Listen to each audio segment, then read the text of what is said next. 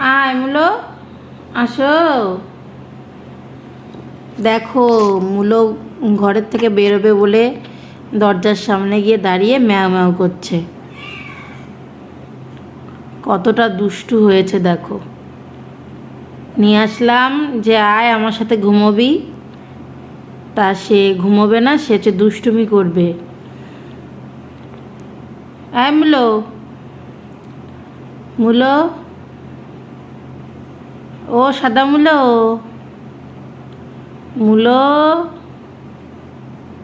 হ্যাঁ, পচা মেয়ে, পাত্তাই দিচ্ছে না। এই মুলো, আছো, এই দেখো। ও সাদা মুলো, তুমি সাদা মুলো।